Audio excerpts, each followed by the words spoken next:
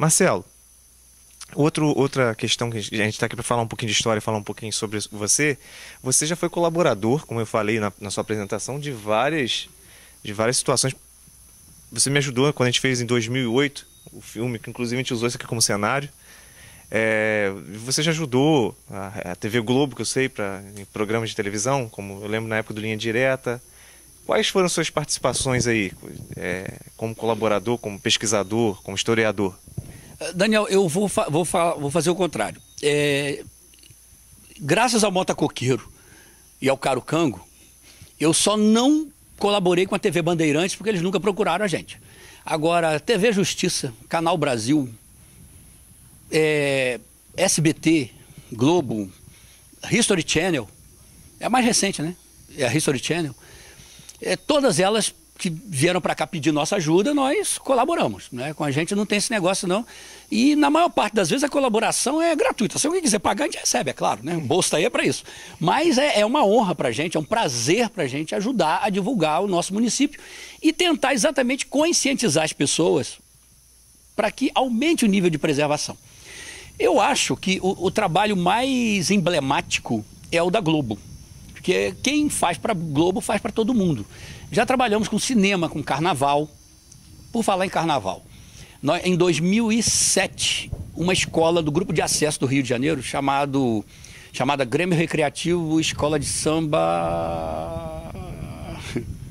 Fugiu o nome agora. Da Ladeira dos Tabajaras, ali em Copacabana. Grupo de acesso, a gente até esquece. E eu colaborei.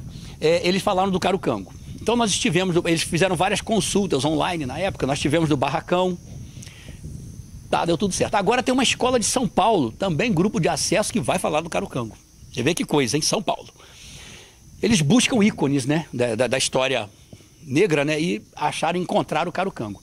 Então, escola de samba foi isso daí. Fora as escolas aqui de Macabu, trabalhos em Macaé, mas coisa... Campos também, os chamados boi pintadinho. Eu lembro que recentemente teve a Record também, estava falando de Mota Coqueiro, estava falando de Caro Cango até. E aí, isso para a escola de samba. Agora, televisão, você falou a questão eu falei da Globo, porque nós fizemos 2 linhas diretas com a Globo. O primeiro eu fiz diretamente, que foi o Fera de Macabu. Né? Por sinal, a Globo estava para cancelar o Linha Direta Justiça, porque estava ficando muito tarde, estava muito caro, aquela coisa toda. E eles resolveram dar uma segunda chance para o programa. Então eles fizeram uma super produção de época, está disponível no YouTube, chamado Fera de Macabu.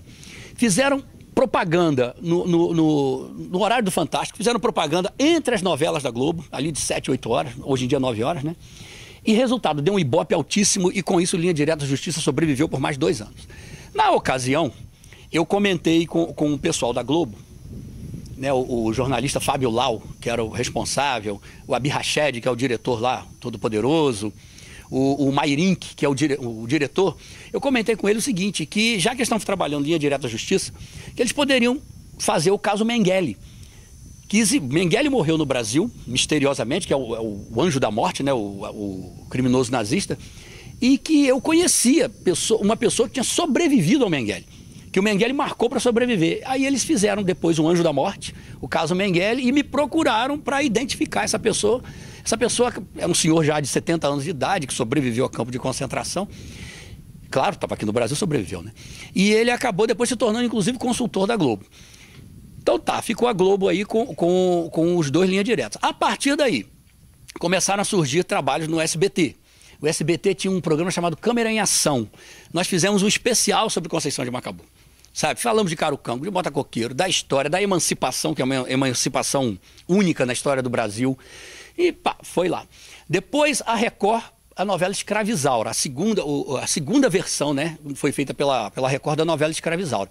E como a novela Escravizaura se passa no Norte Fluminense, é um romance do Bernardo Guimarães passado em Campos, eu metidamente sugeri, via e-mail, ao pesquisador lá, né, que eles têm um pesquisador-chefe, que ele inserisse histórias do Norte Fluminense, que a região é muito rica em histórias. E aí ele me respondeu perguntando que histórias. Eu mandei 20 para ele.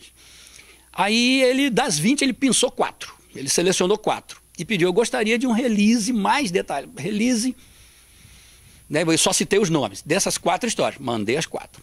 E depois ele mandou pedir mais informações das 4, de 2, que é sobre o Caro Cango e sobre o motocoqueiro. Tá bom, eu tô lá escrevendo, mas nem tô acompanhando a novela.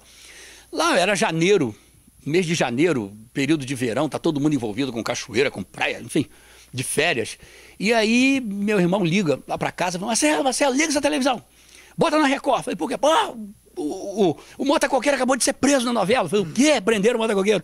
E aí realmente o ator é até aquele Milian Cortaz, eu não sei falar o nome dele direito, né? Ele foi preso, ficou preso junto com o pai da Isaura e depois ele é enforcado.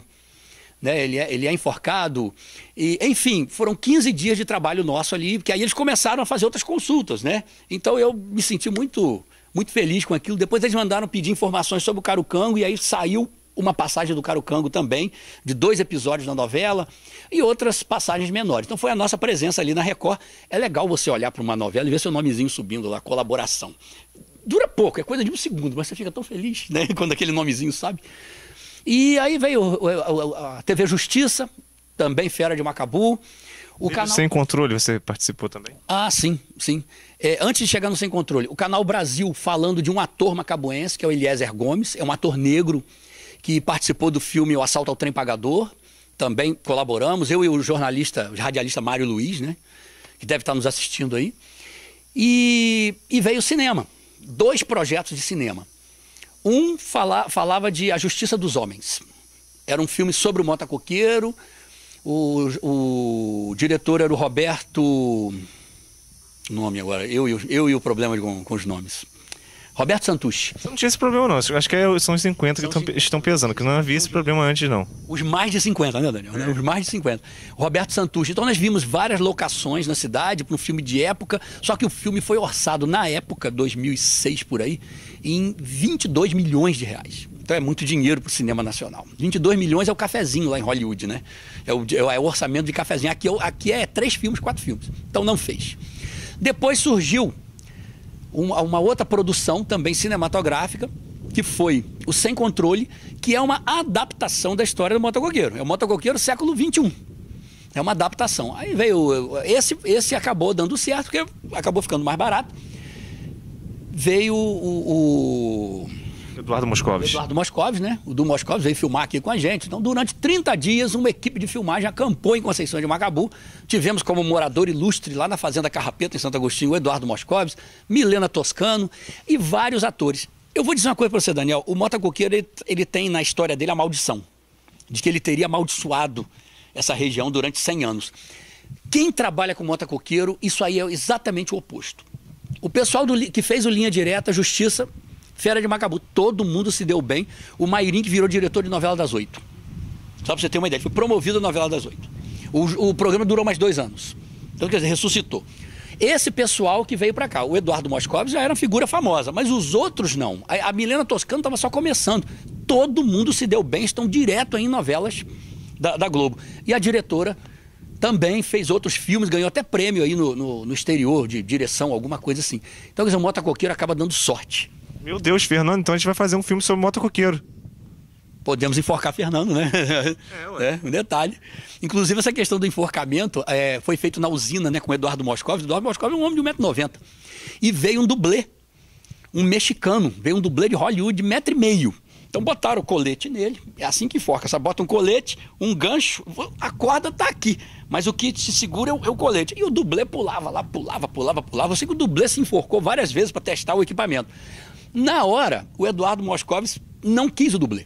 Ele quis ser enforcado. Só que ninguém pensou na diferença de tamanho dos dois. Resultado, na hora que ele desceu, que ele pulou, a corda pegou nele, machucou e, sinceramente, por muito pouco não quebrou o pescoço dele, não enforcou ele de verdade. A última cena gravada no filme foi exatamente a última cena do filme, exatamente a última cena gravada. E por pouco não foi a morte do ator. Existe isso daí, algumas pessoas filmaram isso com celular na época, tem essa passagem aqui. Mas você vê, até nisso o motocoqueiro foi generoso. Não, deixa ele aí, não mata ele não. Eu não sei se eu esqueci alguma coisa. Escritor, professor, pesquisador. Falou que eu sou pai de Leonardo, Júlia e Mariana. Então, o pai e Marcelo, pai do Leonardo, da Júlia e da Mariana. Quem é o Marcelo? Quem é esse Marcelo? Isso é difícil de falar, porque já me fizeram esse tipo de pergunta, eu sei. Mas é assim, a queima-roupa mesmo e funciona. Aí você me pegou, né? Aí é difícil de falar. Aí é difícil. A gente tenta, né, Daniel? É difícil ser pai, né? Você sabe, né? É difícil. Corta. Mas são pessoas, são crianças sensacionais. Mas é muito difícil educar filho dos outros, imagina o filho da gente, né? Não é fácil. Não é fácil, não. São 3 crianças boas, mas... Leva um apagador para casa. Tem coisa pior lá em casa, né?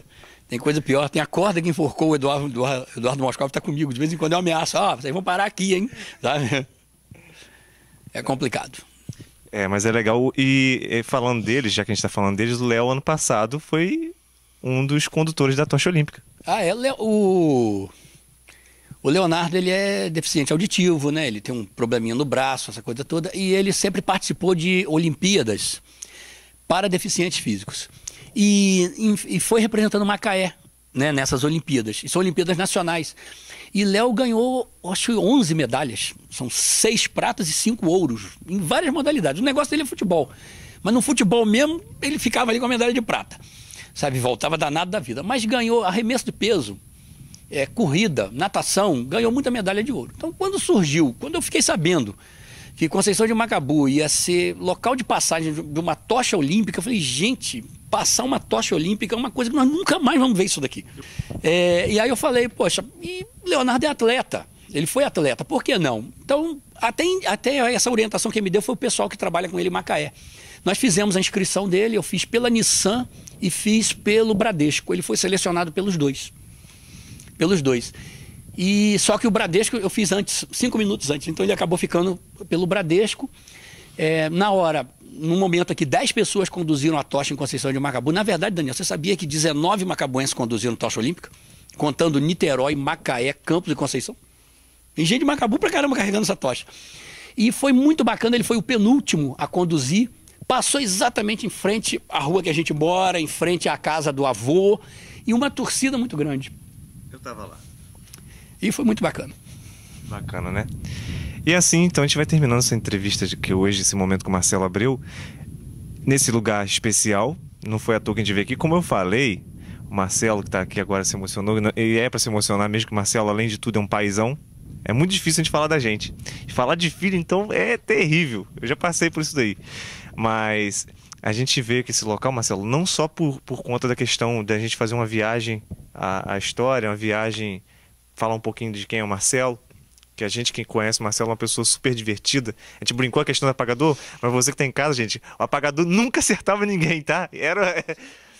Dizendo que acertava, na minha época nunca acertou. É péssimo de mira. Mas o que acontece? A gente veio aqui porque, como eu falei na chamada, logo no início da matéria, que o Marcelo também é ator. E junto com o Fernando, lá um pouquinho, vem cá um pouquinho. Fernando, que na época era bem novo, né? Juntamente com o Fernando, tá se olhando ali agora? Vem cá, Fernando.